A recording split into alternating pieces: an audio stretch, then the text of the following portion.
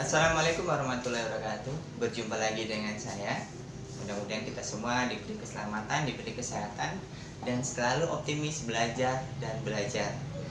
Materi kali ini yaitu tentang pemrograman web ya, pembelajaran pertama yaitu tentang konsep teknologi web ya. Nanti di sini kita akan membahas tentang bagaimana terbentuk sebuah web, apa aja komponennya, dan mungkin untuk lebih jelasnya kita bisa lihat tutorial yang akan saya berikan berikut ini. Selamat menikmati. Materi kali ini yaitu mengenal konsep teknologi aplikasi web. Ya, jadi kita lihat dulu konsep tentang WWW. Ya, ini singkatan dari World Web. Ya. Ini adalah kumpulan dokumen multimedia yang saling bertautan dengan menggunakan tautan hypertext. Ya. Mungkin kalau kita lihat cara kerjanya seperti ini. Cara kerja halaman web ya. Di sini saya contohkan ada 4 halaman ya. Dari halaman 1 kita akan munculkan link, yaitu hyperlink ya, ke halaman 2. Begitu juga di halaman 2 kita bisa kembali ke halaman 1. Nah, di halaman 1 ke halaman 4 dan lain sebagainya. Ini tergantung dari pengembang web yang membuat. Bisa saja dari halaman 3 dia pindah ke halaman 2, atau halaman 4 pindah ke halaman 2 dan sebagainya. Ini tergantung. Ini akan kita buat nantinya. Nah, selanjutnya, ini kalau kita lihat secara global ya, konsep secara global, bagaimana cara aplikasi ini berjalan, web ini berjalan. Ini di sini kita sebagai user membuka web browser ya. Web browser ini bisa menggunakan Opera, bisa menggunakan Google Chrome, bisa Mozilla dan Mac Safari dan lain sebagainya ya. Nah, kita request, kita minta kepada server, dan server akan merespon apa yang kita minta. Jadi kalau datanya ada, maka dimunculkan nanti ke kita sebagai user. Tapi kalau tidak ada, dia juga akan memunculkan halaman tidak ditemukan. Nah, ini garis besarnya ya. Jadi user merequest ke server, server akan merespon. Nah, lebih spesifik, user membuka web aplikasi browser yang terkoneksi internet. Nah, di internet nanti akan mengirimkan ke domain tujuan. Setelah itu di server akan memunculkan data. Itu yang data ini bisa bahasa pemrograman PHP, ASP, JSP, tapi bukan bahasanya, tapi halamannya yang sudah dimunculkan ke dalam web browser. Nah, ini konsep dari WWW. Nah, sebelum kita jauh tentang web ya, pemrograman web ini, nah, mungkin kita bisa kasih gambaran seperti ini antara membangun rumah dengan membangun website ya. Intinya membangun, sama-sama membangun ya. Oke, ketika kita membangun rumah itu membutuhkan material. Apa yang dibutuhkan? Tanah, semen, pasir, bata dan lain sebagainya. Dalam membangun web, kita juga butuh material. Materialnya apa? Bahasa pemrograman. Bisa menggunakan HTML, bisa PHP, bisa JavaScript dan lain sebagainya. Nah, tentunya material ini kan ada yang lebih utama, komponen yang utama. Misalkan kita ingin membangun rumah, jika kita punya semen, punya pasir, punya bata, saya rasa rumah bisa jadi. Minimal kerangkanya sudah terbentuk dan sudah bisa ditempati kan gitu. Tidak ubahnya dengan website, juga ada material utama, yaitu adalah bahasa pemrograman HTML. Jadi kalau kita sudah mahir di HTML, paham dengan coding HTML, ya bisa jadi kita sudah bisa membuat sebuah kerangka rumah. Mungkin bisa mempoles warna juga, cuman yang sifatnya standar. Nah, sementara yang lain gimana? Yang lain adalah material tambahan, bisa untuk mempercantik, misalkan untuk desain warnanya, untuk desain tampilannya kita gunakan CSS. Atau kita butuh, misalkan di dalam sebuah rumah butuh gorden, butuh apa, sebagai pemanis, kita bisa manfaatkan di web ini CSS tadi, dan PHP juga bisa kita manfaatkan. Nah, selanjutnya dalam membuat rumah itu kita butuh alat palu, gerobak sorong, sendok semen, dan lain sebagainya. Kalau di website gimana? Nah, kita butuh 2 alat. Yang pertama hardware, ya, perangkat kerasnya, dan yang kedua software. Perangkat kerasnya apa? Ya harus punya komputer. Kalau nggak punya komputer gimana mau bangun? Karena sifat website ini adalah maya, ya, dunia maya.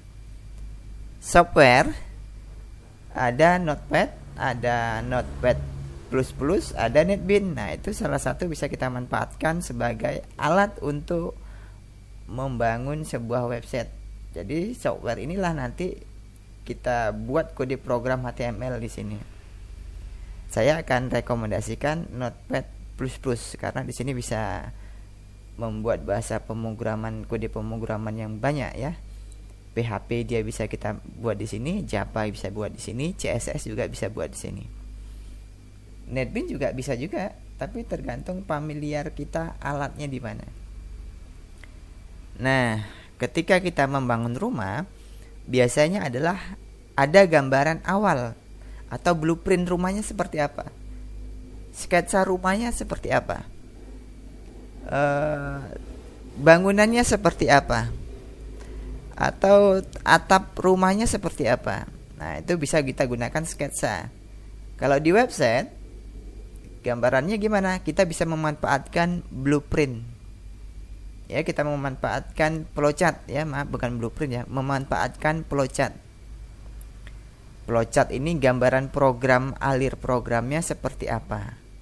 Nah, untuk lebih pengembangan lebih besar, ya, yang sifatnya berorientasi objek, kita bisa memanfaatkan UML, ya, Unified Model Language, ya, nanti akan dibahas di materi-materi selanjutnya,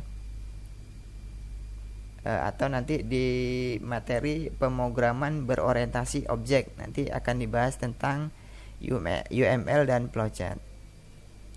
Nah, selanjutnya ketika kita memiliki rumah, akan membangun rumah, tentu kita harus punya lokasi. Terus agar lebih pas, nah, biasanya rumahnya kita buat apa nama rumahnya, setelah itu lokasinya di mana.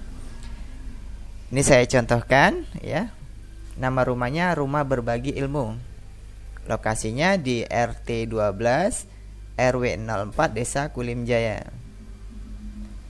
Nah, di dalam membuat website itu juga ada lokasi juga, ya. Itu dinamakan dengan host. Nah, sifat host ini ada yang local host, ada yang web hosting. Yang local host ini sifatnya lokal. Misalkan di dalam sekolah, webnya khusus dibangun untuk sekolah misalnya. Di dalam lingkungan sekolah saja, jadi di luar lingkungan sudah tidak bisa akses. Itu berarti local host. Kalau web hosting sifatnya global, jadi di mana aja, kapan aja kita bisa akses. Ya, ini contohnya yang lokal itu ada nama domainnya localhost _SMK Lubuk Batu Jaya. Lokasinya di server lokal atau localhost. Selanjutnya di sini ada web hosting. Web hosting ini sifatnya global, ya, sifatnya global. Contohnya di sini ada nama domain, ya. Nama domain itu nama website, ya, nama website kita, ya, yang dibangun. Setelah itu ada lokasi hostingnya, ya, lokasi tempat kita membuat website, wadah website kita di mana. Itu ini contohnya di rumah web, ya, atau di lain sebagainya. Nah, selanjutnya, ya, aplikasi pengembangan web browser. Apa profesi yang bisa kita bangun, yang bisa kita